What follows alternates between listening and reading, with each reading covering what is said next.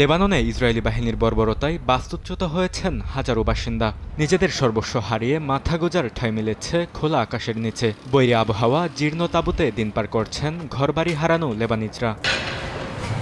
দেশটিতে হামলা বন্ধে মঙ্গলবার ইসরায়েল ও লেবানন সরকারের মধ্যে সরাসরি আলোচনার কথা রয়েছে। তবে প্রত্যাশিত এই বৈঠক নিয়ে হতাশা প্রকাশ করেছেন বাস্তুচ্যুত লেবানিজরা।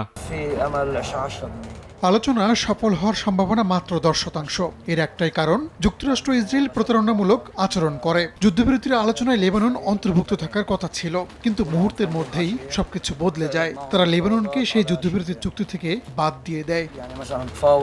লেবাননের স্বাস্থ্য মন্ত্রণালয় জানায়, ইসরায়েলি হামলায় দেশটিতে 2000-এর বেশি মানুষ নিহত হয়েছেন, যাদের মধ্যে উল্লেখযোগ্য সংখ্যক নারী, শিশু ও চিকিৎসক রয়েছেন। লেবাননের সশস্ত্র গোষ্ঠী হিজবুল্লাহ বলছে, তারা ইসরায়েলি অবস্থানের বিরুদ্ধে বেশ কয়েকটি সামরিক অভিযান চালিয়েছে।